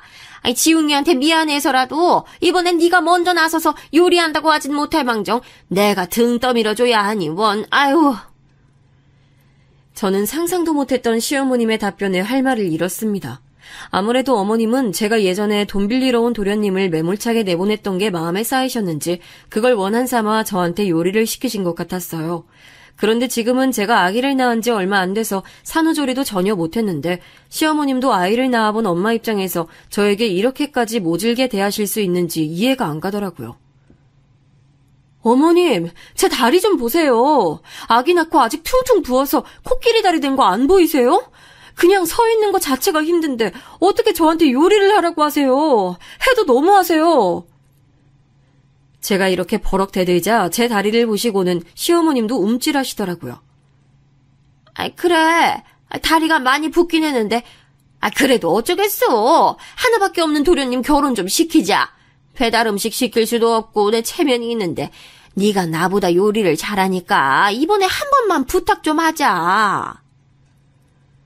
이번엔 시어머님이 마지못해 부탁조로 말씀하시니 저도 마음이 약해지더라고요. 그래서 이번을 마지막으로 다시는 시댁에서 절대로 요리를 하지 않겠다고 마음먹고 알겠다고 했습니다. 그리고 도련님이 결혼하실 분을 데리고 온다던 당일이 됐어요. 저는 엄마 품이 필요한 갓난쟁이 아기를 그 전날 친정엄마에게 맡겼고 시댁에는 당일 아침부터 30첩 밥상을 차리기 위해 일찍 갔어요. 다행히 예비 동서가 시어머님 댁에 도착하기 이전에 모든 요리를 끝마칠 수 있었고 잠시 의자에 앉아 숨을 돌리고 있었습니다. 그런데 TV 드라마를 보고 있던 시어머님이 제가 앉아서 쉬고 있는 것을 보자 부엌으로 냉큼 달려와서는 제가 만든 반찬을 맛보기 시작하시더라고요. 그러고는 인상을 쓰시며 다짜고짜 몇 가지 반찬들을 음식물 쓰레기 봉투에 버리기 시작했습니다. 저는 시어머님의 이해할 수 없는 행동에 경악했어요. 아기 낳고 간을 제대로 못 보는 거야? 왜 이렇게 음식들이 하나같이 다 짜? 혓바닥에 닿자마자 소태같이 짜서 도저히 씹어서 목구멍으로 넘길 수가 없네. 우리 지웅이가 형수님이 요리 연구가라고 소개했을 텐데 이따위로 요리해서 쓰겠니? 죄다 버릴 테니까 음식 칸에 신경 써서 다시 만들어. 시어머님의 목소리가 커지자 방에 있던 도련님이 나와 말씀을 거들더라고요. 형수님, 저희 집에 오는 귀한 손님한테 짠 음식으로 대접하면 됩니까? 진작부터 신경 좀 써서 요리해 주시지 그랬어요. 오늘처럼 중요한 자리를 음식 때문에 망치면 형수님이 책임지실 거예요? 차라리 배달 음식을 시켜서 미리 준비할 걸 그랬네. 저는 뚫린 입이라고 도련님이 하시는 말씀을 듣고 정말 어이가 없었어요. 저희 남편이 제 옆에 있었다면 제 편이 되어 말이라도 거둘 텐데 하필이면 그날따라 급한 회사 일이 생겼다면서 조금 늦게 도착한다고 했거든요. 그 자리에 남편이 없어서 그런지 시어머님과 도련님은 평소보다 더욱 저를 막대했습니다. 저는 도저히 가만히 듣고만 있진 못하겠더라고요. 그래서 그동안 쌓였던 분노를 그날 모두 터뜨리기로 결심했습니다. 어머님, 저는 어머님의 종이 아니에요. 저는 오빠랑 결혼했지 어머님하고 결혼한 게 아니라고요. 오빠랑 결혼하고 지금까지 저 부려먹을 만큼 부려먹고서 이제는 하다못해 아기 낳은 지 한 달도 채 안 된 사람한테 30첩 밥상을 차리라고 하다니요. 제가 결혼하고 처음으로 큰 소리로 대들자 시어머님이 잠시 당황하시더니 되려 화를 내시더라고요. 어따 대고 큰 소리야! 내가 너 이럴 줄 알았다. 어디서 배운 집안인 척 굴더니만 이제서야 네 본색이 나오는구나. 도련님도 시어머님 옆에 딱 달라붙어서는 저를 몰아세웠습니다. 형수님, 오늘 꼭 이런 식으로 저희 엄마한테 대들어야겠어요? 이제 곧 저희 집에 여자친구가 인사 올 텐데 참 생각 없이 행동하시네. 그 엄마의 그 아들이라는 생각이 들었습니다. 그리고 제가 아침부터 정성스럽게 만든 30첩 밥상을 싹 다 버린 그 음식물 쓰레기 봉투를 부엌에서 들고 나와 거실 한가운데 다 쏟으며 이야기했어요. 네, 저 이제는 제 본색 드러내고 살려고 합니다. 더 이상 어머님께 휘둘려 살지 않을 거예요. 귀한 손님 오시는 자리니까 쓰레기 같은 음식 죄다 버리시고 배달 음식 시켜서 드시든지 알아서들 하세요. 저는 그렇게 얘기하고 시댁을 나왔어요. 그리고 속으로 다짐했죠. 내가 네 아들 무조건 파혼시킨다. 저는 저 같은 희생자 며느리를 만들고 싶지 않았습니다. 남편과 결혼하고 6년 동안 시어머님과 집만 다를 뿐 거의 함께 살다시피 하면서 시달렸는데 제가 여태까지 시어머님 때문에 정신병자가 되지 않은 게 다행이다 싶을 정도였거든요. 그런데 시댁을 나와서 혼자 씩씩거리며 집으로 걸어가고 있는데 어떤 여성분이 꽃다발과 선물 보따리를 들고 시댁 쪽으로 걸어가고 있더라고요. 저는 직감적으로 그분이 도련님과 결혼하실 분이구나 싶었습니다. 그리고 그분한테 다가가 물었어요. 저기 혹시 저희 도련님, 그러니까 도지용 씨 여자친구분 되세요? 제가 도련님 성함을 얘기하자 여자분이 깜짝 놀라며 도련님 여자친구가 맞다고 하더라고요. 안녕하세요. 길거리에서 처음 만나뵙게 되네요. 저는 도련님 형수예요. 아시겠지만 도련님한테 연년생 형 한 명 있는 거 알고 계시죠? 제가 형수라고 하자 여자분은 밝게 웃으시면서 저한테 인사를 해줬습니다. 안녕하세요. 저를 먼저 알아봐 주시고 감사해요. 지웅 씨한테 얘기 많이 들어서 알고 있어요. 요리 연구가시라고요. 안 그래도 지금 집으로 가는 길이었는데 반대쪽으로 가시는 걸 보니 다른 볼 일이 있으신가 봐요. 도련님이 결혼하실 분은 잠깐 길에서 대화를 나눠도 다정다감하고 좋은 분 같았어요. 그래서 저는 더욱 안 그래도 한 번 결혼에 실패한 경험이 있는 그 여자분께 저희 집안의 실태에 대해서 사실대로 말씀드려야겠다 싶었죠. 초면에 제가 이런 말씀 드리긴 그렇지만 이 결혼 정말 진지하게 생각해 보세요. 저희 시어머님 보통 분 아니세요. 의사 예비 며느리 온다고 저한테 아침부터 30첩 밥상 차려놓게 해놓고서는 싹 다 버리고 저한테 다시 만들라고 하신 분이에요. 그리고 저희 도련님은 그런 시어머님 두둔하며 저를 같이 몰아세우시고요. 제가 다짜고짜 그런 얘기를 하자 여자분께서 적잖게 당황하시더라고요. 그러셨군요. 근데 저한테 이런 얘기를 먼저 해주시는 이유가 있으실까요? 침착한 목소리로 저에게 질문을 하셨고 저는 정말 진지하게 다시 얘기해줬습니다. 이미 결혼을 한 번 해보셨다고 들었는데 결혼은 현실이니까요. 저는 남편 한 사람만 바라보고 결혼했는데 시어머님께 6년 동안 시달리고 오늘에서야 깨달았어요. 제가 그동안 정말 바보같이 살았다는 걸요. 저와 같이 다른 희생자 만들고 싶지 않아 말씀드리는 거예요. 저의 말을 곰곰이 생각하면서 듣던 여자분은 잘 알아들었다며 일단 도련님과 약속한 거니 시댁으로 인사하러 가겠다고 하더군요. 저는 사실 제 얘기를 듣고 돌아갈 거라고 생각했어요. 그리고 저는 그 여자분과 헤어지고 다시 집으로 돌아가는 길이었는데 남편한테 전화가 왔습니다. 여보, 지금 엄마 집 막 도착했는데 밖으로 나갔다며? 지웅이 결혼하실 분 왔으니까 얼른 엄마 집으로 와. 남편은 제가 시어머님 댁을 나온 앞뒤 사정을 잘 모르고 있는 것 같더라고요. 저는 남편과 전화를 끊고 그 자리에 서서 오늘 날 잡고 도련님 결혼을 깽판 쳐야겠다는 생각이 들었습니다. 그리고 곧바로 다시 시어머님 댁으로 향했어요. 시어머님 댁에 들어가자마자 참 진귀한 장면을 목격했는데요. 방금 전까지 저한테 막말하시던 시어머님께서 의사 예비 며느리의 두 손을 꼭 잡으며 얘기를 하시더라고요. 그러고는 제가 들어온 걸 보자 억지로 웃으시면서 말씀하셨습니다. 유진이 왔구나. 왜 이제서야 온 거야? 아기 낳고 몸도 아직 덜 풀렸을 텐데 움직일 생각 말고 여기 와서 예비 동서랑 소파에 앉아서 대화 좀 나누렴. 저는 시어머님의 가증스러운 모습에 정말 역겨웠어요. 시어머니는 제가 나가고 금세 배달 음식을 시켰는지 접시에 담아서 식사 준비를 하고 있었습니다. 저는 시어머님 말씀대로 소파에 앉아서 절대 일어나지 않았고 저를 대신해 예비동서가 일을 돕고 있었어요. 그런 예비동서의 모습을 보고 시어머님이 흐뭇해하시더라고요. 아이고, 처음 우리 집에 온 귀한 손님이니 앉아있어요. 아우, 의사 선생님이라 그런지 인성도 좋고 누구처럼 바락바락 대들지도 않고 행동 하나하나가 너무 예쁘네요. 시어머님은 저 들으라는 식으로 일부러 예비동서를 더 환대하며 칭찬했습니다. 저는 시어머님의 행동에 아랑곳하지 않고 소파에 앉아 쉬고 있었어요. 그리고 다 같이 식사를 하고 있는데 시어머님이 의사 예비 며느리가 그렇게 좋았는지 옆에 바짝 붙어서는 배달 음식을 밥 위에 놓아주며 챙겨주시더라고요.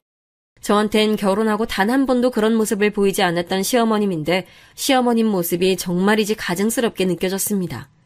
그리고 저는 이때다 싶어 도련님에게 얘기를 꺼냈어요. 도련님, 이제 곧 결혼하실 텐데 그 전에 저희 부부한테 빌려간 3천만 원은 갚으실 거죠? 제가 갑자기 돈 얘기를 꺼내자 도련님이 당황하더라고요. 형수님, 그 돈은 그냥 형이 저한테 사업 투자금으로 내준 거죠. 제가 3천만 원 갚을 이유가 없어요. 저희한테 돈을 빌려가서 몇 배로 갚겠다고 얘기했을 땐 언제고 말을 바꾼 도련님이 어이가 없었습니다. 그때 남편이 나서서 얘기하더라고요. 지웅아, 그 돈은 우리한테 갚겠다고 한 돈이었잖아. 내가 신용대출까지 받으면서 건네준 돈이었는데 지금 당장 아니더라도 여유 있을 때는 갚아야 돼. 남편은 그동안 도련님한테 신용대출을 받아 돈을 빌려주느라 없는 살림에 저와 같이 맞벌이를 하며 전세자금 대출과 함께 이자를 갚고 있었거든요. 아무리 동생이라지만 저렇게 뻔뻔하게 나오니 예비 재수씨가 있는 자리지만 명확하게 얘기했습니다. 그런데 시어머님이 저희 대화에 갑자기 불쑥 끼어들어 말씀하시더라고요. 지석이 너는 하나밖에 없는 남동생한테 3천만 원 빌려주는 게 얼마나 그리 대단하다고 생색이야. 그리고 지금 지용이가 우리 이쁜 의사 며느리 세아가랑 결혼하면 그까지 3천만 원 정도야 껌값이지. 금방이라도 갚을 테니 걱정하지 말어. 시어머님의 말씀은 마치 의사 예비 며느리가 결혼하면 남편의 대신에 3천만 원을 갚아야 한다는 식으로 들렸고 옆에 앉아있던 예비동서 표정이 안 좋아지더라고요.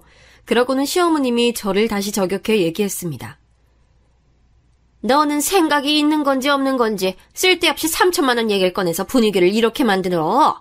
그리고 하나부터 10까지 마음에 드는 구석이라고는 하나도 없어요. 하다못해 우리 집안의 장손 귀한 거 알았으면 친작이 임신해서 아기 낳을 생각은 하지 못할 망정 결혼한 지 5년이 지나서야 결국 딸이나 낳고 저는 시어머님이 다짜고짜 대화 맥락에도 없는 아기 얘기를 꺼내자 순간 이성을 잃었습니다. 어머님, 제가 아까도 얘기했죠? 더 이상은 안 참는다고요. 그동안 임신 못했던 건 저 때문이 아니고 오빠 때문에 그랬던 거 알고 계시잖아요. 그리고 요즘 같은 시기에 아들 키워봤자 무슨 소용있나요? 도련님처럼 책임감 없는 아들 10 낳을 바에 딸 하나 낳는 게 훨씬 나아요.